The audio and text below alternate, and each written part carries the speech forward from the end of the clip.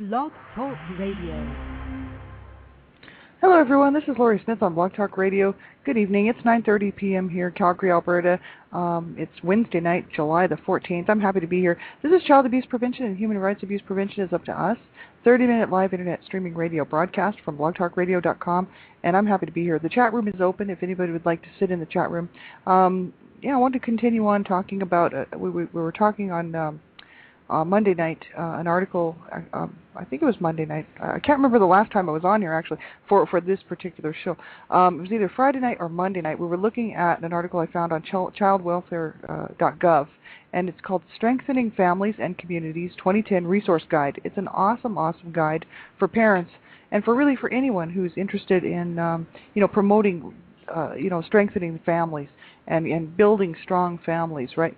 Families where, they stick together, they learn to grow together, they learn to cope together, and I think that's a serious, huge issue regarding, in the issue of child abuse, right? Many times it's just parents that can't cope and have no coping mechanisms or skills in place. They have no support. They might have substance abuse or different things like that cause them to do what they do and abuse their children and or their partners in domestic violence situations and whatnot. So I was just reading through this. It's a great article, and you can find it at www.childwelfare.gov /pubs for publications, PUBS /res, RES, and then underscore, and then guide, GUIDE _2010, and that's and then /guide, and then .pdf.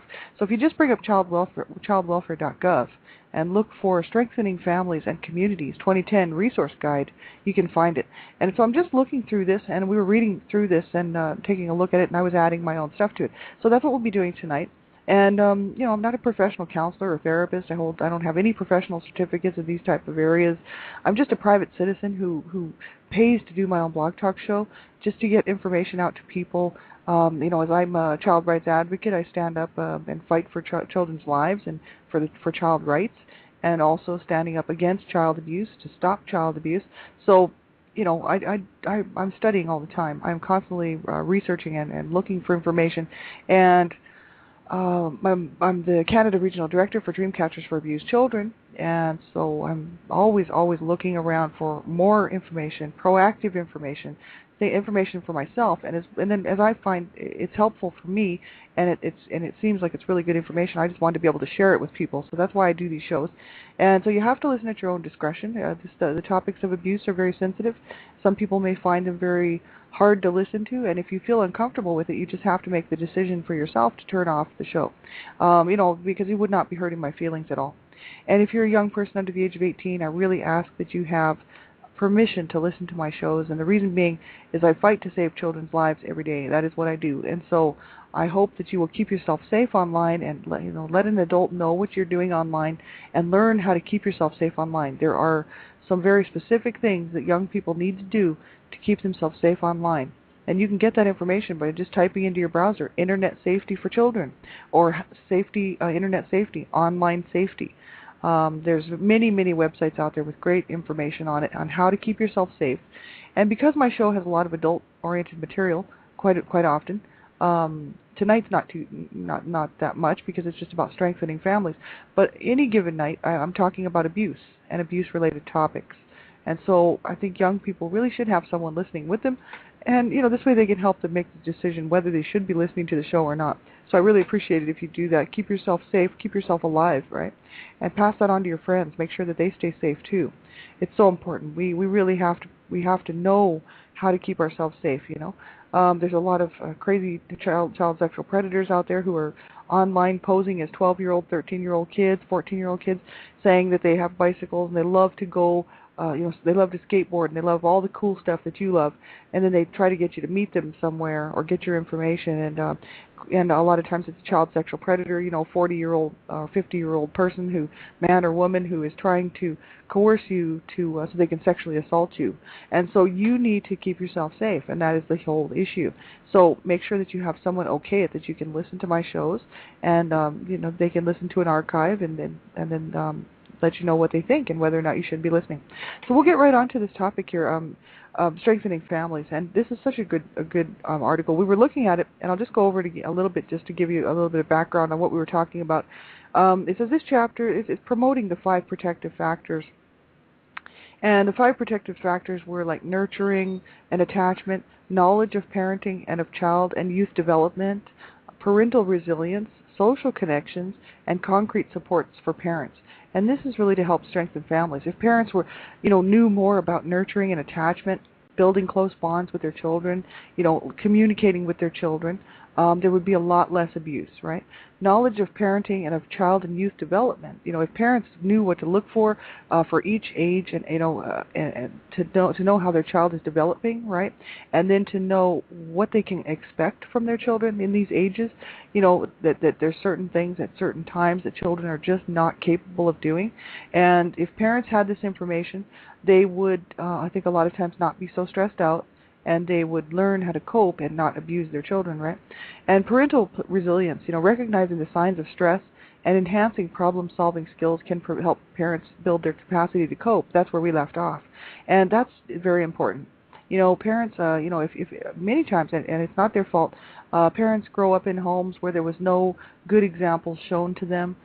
They might have grown up with substance abuse. They might have grown up in a home with alcoholism and drug abuse. There could have been criminal activity going on. There could have been abuse in the home.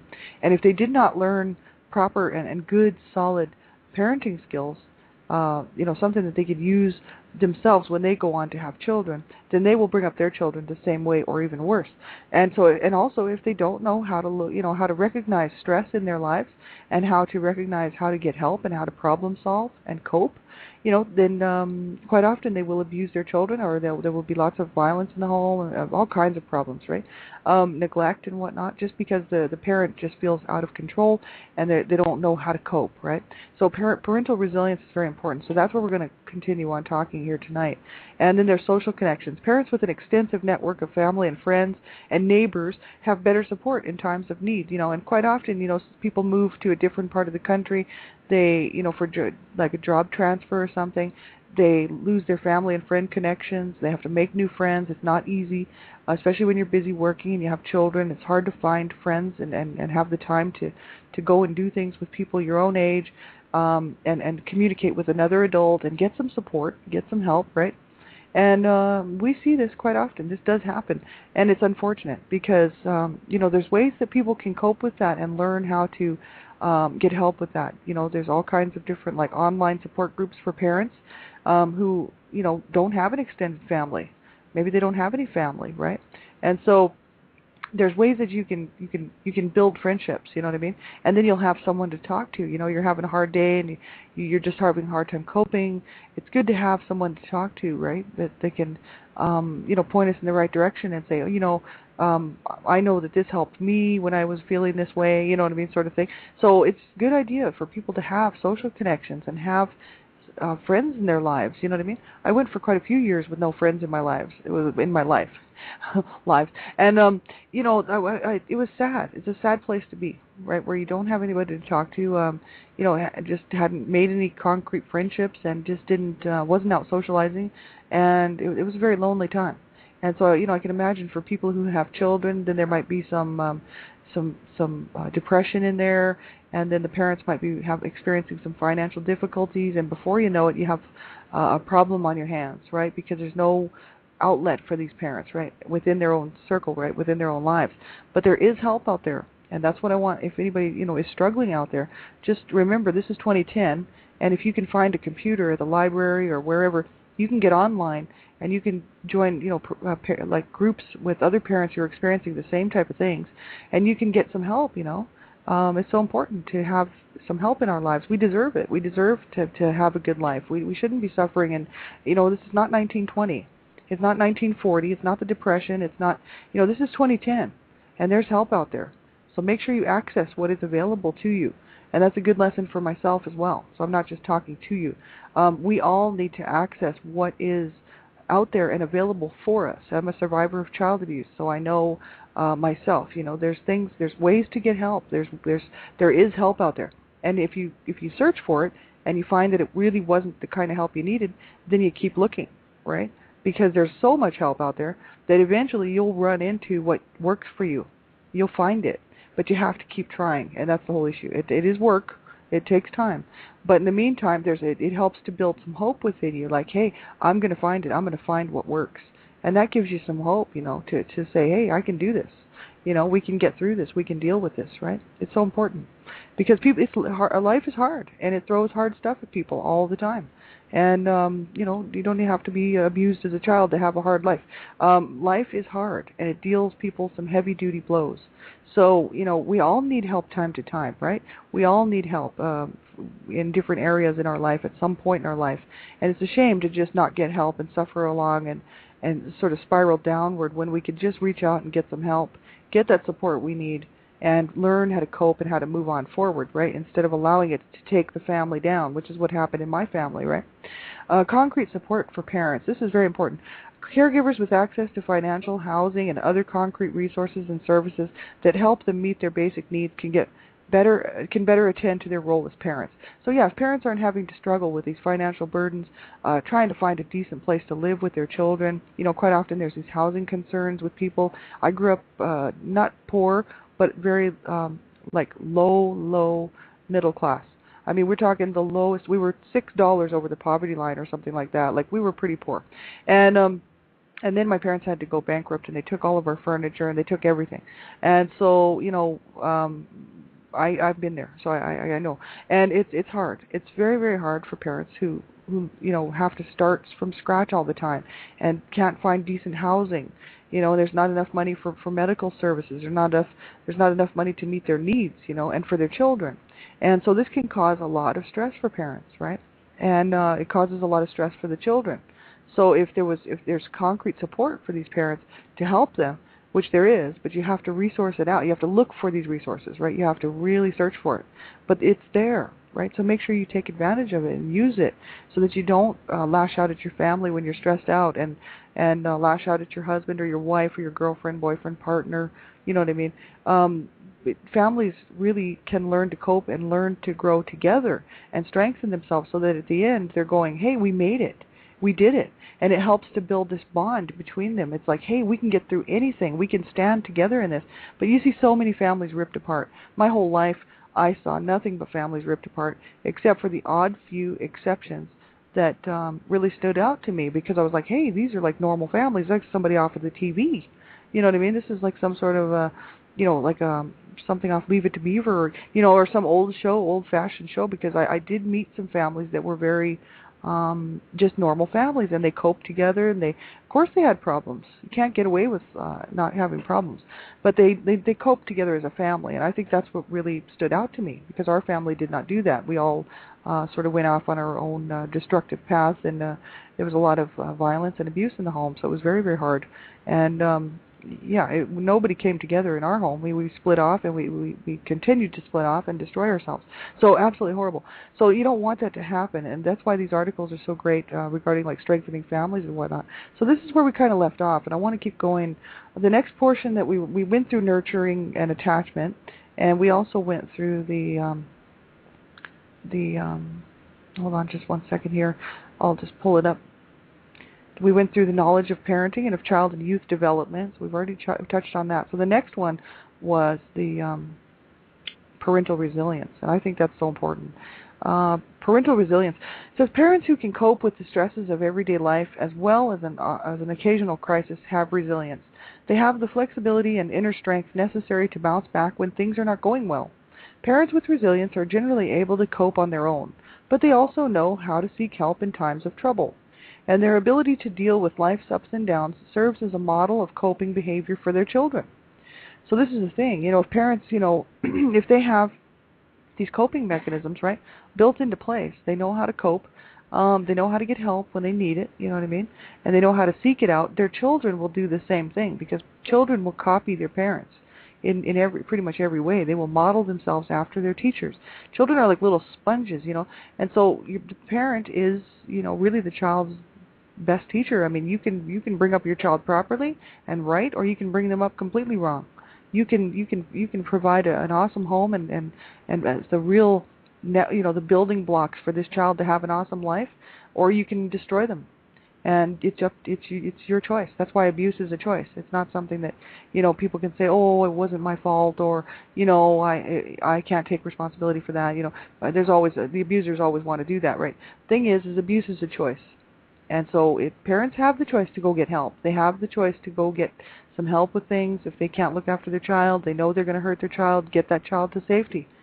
Just take that child to a hospital. Take it somewhere and say, look, I do not want to hurt this child, so I'm giving it up because this child deserves a good life. And hey, we know the system's not perfect with, foster care and all that. I know there's good foster parents out there. I'm sure of it. But, there's obviously the notoriously bad ones. And so, but the child deserves a chance for a good life, right? And so if if the parent isn't going to go get help, then that child, it's the parent's responsibility. The abuse is their fault. They can't go blaming other people for their abuse, right? And that's what my parents always did. So, trying to make it look like it was everybody else's fault but their own, when it was really their fault. Like the whole family's issues was their fault, but they refused to take responsibility for it. And so it was very, very hard because, when people won't take responsibility, it means they don't have to have the guilt. So they never, ever feel bad for what they did. And the rest of the family has to go on and try to pick up the pieces, right? Absolutely horrible. It says here, multiple life stressors such as family history of abuse or neglect, physical and mental health problems, marital conflict, substance abuse, and domestic or community violence, and financial stressors such as unemployment, financial insecurity, and homelessness may reduce a parent's capacity to cope effectively with the typical day-to-day stresses of raising children. And that's just the truth of it right there. Family history of abuse, so there's the cycle of abuse going on, or neglect, right? Physical, mental health problems, so if the parent is sick, either physically or mentally, which my parents were both. Marital conflict, there was total marital conflict in my home, also a history of abuse. See, all of this stuff was going on in my home, every single one of these things. And that's why, when people say, oh, that it couldn't have been that bad. I just say, well, could you have survived one day in my shoes? Probably not. It's a miracle that I'm still here. So it's a miracle that any of us are still here. So that's the whole issue. We survived all of that, except for my parents were not drug users. So, but the family, my brothers were, and then I did turn to drugs as well. So substance abuse was in the home. It just wasn't my parents. It was my brothers. Domestic and community violence, financial stressors, unemployment, financial insecurity, and homelessness. My brothers were often homeless. May reduce the parent's capacity to cope effectively with the typical day-to-day stresses. So that's the thing. All of these things can cause a parent to, and it's no wonder. If a parent has a history of abuse, they were abused themselves, they've got some sort of mental issue and physical issues, they're in a terrible marriage, they're using drugs, and they're in a community full of violence, and they don't have any money, and they're poor. And they're just stressing over everything. Well, of course they're going to probably lash out and abuse their children, right? That's just setting it up. That's setting the stage for abuse. So that's why I know firsthand, and that's why I'm speaking out. I know firsthand all about this. I just finally 3 years ago decided to do something about it and get off the couch and start getting involved. And I started 7 months ago writing a blog, which was my story, and that freed me. It allowed me to break the silence, break the chains, of silence and shame, surrounding the abuse that went on in the home. And I'm the only one speaking out against it and about it. But I did it for my brothers who went to their graves in shame and silence. Everybody thought they were such losers. They were just drug addicts, and they were, everybody just looked down on them. Oh, they were just losers. They were drug addicts. They were homeless. They were no good. And even, members of my family disowned them because they said they weren't their brothers, And my brothers I loved my brothers very much, but they grew up in the same house that I did. You know what I mean? They didn't stand a chance. But they did not reach out and get any help, and that's where the difference is between me and them. I wanted to have a good life, and I knew that if I wanted to have a good life, I was going to have to make the changes. So parents out there, it's the same thing for you. If you want to have a good life, then you have to be the one to make it happen. So if you want to have a good life and a good family, and you're living with an abusive partner, let's say, domestic violence and whatnot, and your children are being abused and so are you, and it's a horrible situation, you will have to save your life, and you will have to save your children's lives. No one can do that for you. And you will have to make up your mind whether you want to live or continue to be killed every day in that abuse, and along with your children. They will die a daily death in that home. And that's why, I wrote my book, A Life of Death, The Redemption, because it was a daily death for me.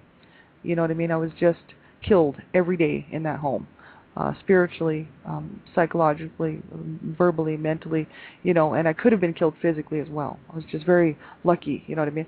So that's the whole issue. Parents, it's up to you. You make the choice how you're going to live your life, and you make the choice how you're going to raise your family. And when you end up with a really, really bad hand, when it's all done, you have no one to blame but yourself, because you have the opportunity to get some help. Now, your children, children don't. They don't have a voice. They're counting on the parents to do the right thing. And so parents have to learn that they can cope, and they do not have to behave badly, and they do not have to abuse their children. And there's other ways to cope. You don't have to lash out at your family. My mother didn't know this. I wish somebody would have told my mom this, you know what I mean? I wish somebody would have told my dad this years ago. But they grew up in the Depression. They were born in the 1920s. They were abused themselves in a horrible back hills, backwood, rural situation. There was no education, and they came from sheer ignorance. And so, I understand where they came from. But the whole thing is they could have got help. There was an intervention done when I was a toddler, and they were ordered to go to court. They were court-ordered to go to counseling. And they were told that the children would be removed from the home if they didn't go to counseling. Well, they went twice, and that was it. But that was back in the 60s, and nobody really cared. You know what I mean? So, parents, it's up to you. If you're a parent and you're listening to this, and you think, well, it's not my fault. Well, take a look and make sure that it's not your fault. Take a look and see what you can do to help your children, because they're counting on you. And if you're the only sane one in the family, you know what I mean, that can get your children to safety, first of all, or just to bring them up properly with love and care, concern, and with the proper skills so they can go on and be adults that can function on their own, you know what I mean? And can help instill confidence in them, and so that they are they know that they can do it, and when they leave the nest and they leave and go out on their own, they'll be strong themselves, you know what I mean? And so you won't have to worry about them. But it's up to you, you know what I mean, as a parent, to make sure that this happens. Can't expect your children to raise you and themselves at the same time. And so that's the whole issue. The children cannot raise their parents. And so if you get the help that you need so that you can help your family, right? It's just so important. It says all parents have inner strengths or resources that can serve as a foundation for building their resilience. And these may include faith, flexibility, humor, communication skills, problem-solving skills, mutually supportive, caring relationships, or the ability to identify and access outside resources and services when needed. All of these strengthen the capacity to parent effectively, and they can be nurtured and developed through concrete skill-building activities or through supportive interactions with others. So it says here, in addition, community services that help families in crisis include mental health programs, substance abuse treatment, family and marital counseling, and special education and treatment programs for children with special needs. So see, parents have inner strength. They have things that they can use to help them to get their family strengthened and learn how to grow together and stuff. There's no reason for this garbage to be going on around the world, and especially in North America with the resources that we have here. There's absolutely no reason why this whole issue regarding domestic violence and child abuse should even be happening. You know what I mean? I can't, it's hard for me to get my mind wrapped around why it's still happening in 2010 with all the $104 billion that's pumped in annually due to abuse. $104 billion every year is spent because of abuse. And that is, I think that's just absolutely insane. I think we should spend the $104 billion to develop programs that will help people, you know what I mean? Like really help them, so that we can stop this mess. Because then we can all go home and we can all do something else. You know what I mean? Like the whole issue is we need to stop this mess of families breaking down and families just killing each other and families abusing each other and treating each other so badly. See, I wouldn't be so upset by this if I didn't grow up around it my whole life. You know what I mean? That's why so many people can't get involved, because they didn't live with it. They don't understand it. They didn't see it. It didn't affect them. They had a great life. So many people just can't get involved because they don't understand the seriousness of this. But when you grow up around it, and it's all around you, in your neighborhood, it's in your friends' homes, it's in your home, and you see that this is how so many people live their lives, You know what I mean? I could write 50 books. I could write 100 books on the abuse that I have seen in my lifetime. Not just in my own home, but in other people's homes, right? And so, that's the whole issue. You know what I mean? It's absolutely horrifying, and there's no reason for it because there's programs out there. Even if you don't even want to get involved in a program because you just can't deal with it, get online to some of these online group support, groups that offer, you can be anonymous. You don't even have to use your real name. And you can just get on there and get some help, you know what I mean? And find out how to help yourself, first of all, and then help your family, right? Because if your health is no good and you're having mental problems and mental issues and you've been abused as a child and you can't cope, well then, you need to get yourself some help first, and then work on the rest of the family. But there has to be one sane person in the home, you know what I mean, to say we've got to change this. We have to change this for our children, right? It's so important, and it really cannot just be overlooked, and because otherwise you'll end up with a whole family like mine, which was destroyed. And there's a few of us left, but we're just a shell. It's just a shell. It's a shell of a family. It will never ever be able to be made right. And so we just have to go on and live with what we have and make the best of it. But what I'm trying to say to families right now is don't allow that to happen to yourselves. You know what I mean? If you have children and you have a marriage that's turning pretty sour pretty fast, you better get some help. And, I'm serious because 10 years from now, you're going to be sitting there going, why did I not listen to that lady? You know what I mean? I know so many people who have gone through this and so many people who have, probably didn't start out wanting to hurt their children, but did anyway because they could not cope. Not all abusive parents are these evil monsters that everybody wants to make them out to be. They're people that can't cope. You know what I mean? And they might have some mental issues in there too, quite often. So and then there's a whole stigma surrounding mental health. It's like, well, if I go, what if I go and actually see a psychotherapist or a psychologist, everybody's going to think I'm crazy, and then they won't like me, and then all the neighbors will make fun of me, and the guys at work will give me a hard time, or the ladies at work will give me a hard time. Who cares? So what? What does that have to do with anything? They probably make fun of you anyway. You just don't know it. So that's the whole issue. We really, we need to get help. And if they're going to make fun of you or make derogatory statements because you go and seek some mental health counseling, well then they don't deserve to be in your life. Because what they should be doing is coming alongside you and saying, I support you in this. If there's anything I can do for you, let me know. If I can help you or, get you to your appointments or, whatever I can do to help you, that's a good friend. Everybody else that would mock you or make fun of you doesn't need to be in your life. I'll tell you that right now. We have to get serious about this stuff. This is all about relationships. That's why we see what we see going on in the world now. People killing this has been going on forever. Whole issue is it shouldn't be going on. It's wrong. And so I'm speaking out and saying it's wrong. Abuse is not right. I stand up and fight for all human rights and child rights. And I knew, when I've always cared, right? Because I know the pain behind it. I've seen it and I experienced it and I know what it's all about. So that's the whole issue. Why should people have to suffer like this? You know what I mean? Why is this happening? And I sit here and I think 2010. It's 2010 and we haven't made any progress in this at all. Why? There's $104 billion being pumped into the system every year, and children are being killed every day. Parents are killing each other every day. It's absolutely ridiculous. Well, we're going to have to continue the rest of this on Friday night, or possibly Monday, or I'll just move my show on Friday night to a little bit later time, because we usually go over on Friday night on Dreamcatchers Talk Radio. So thanks everybody for being here, and I really appreciate your support. Thanks for tuning in and listening and being here with me on this journey. I looked and I have over 7,000 shows listed here. And that's just amazing to me.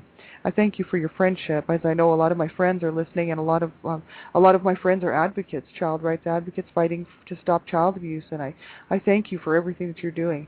And I hope you all have a great night. Take care of yourselves. Until next time, I'll be back on tomorrow morning, one child abuse survivor to another, 6 o'clock in the morning. Then I'll be back on On Friday morning, same thing, One Child Abuse Survivor to Another at 6 o'clock, and then Friday night, the couple of shows, Dreamcatchers Talk Radio and my own show. So have a great couple of days, and we'll be talking to you again tomorrow morning. So have a great night, and if you need something, get a hold of me here on Blog Talk Radio or Facebook, or, I'm usually around, and I always try to answer my messages and whatnot. So if I can find any resources or get you any information or just be a shoulder or an ear, let me know. And have a great night, and take care of yourselves. Be sure and check out Dreamcatchers for Abused Children website, www.dreamcatchersforAbusedChildren.com, and there's all kinds of great information on there regarding child abuse, domestic violence, and help for parents who need help. They don't want to abuse their children. What do they do? All kinds of great information on that website. Please check it out. It's updated like hourly. It's always updated. So please check it out. It's very current and very up to date. Have a great night, and we'll talk to you soon. Bye-bye.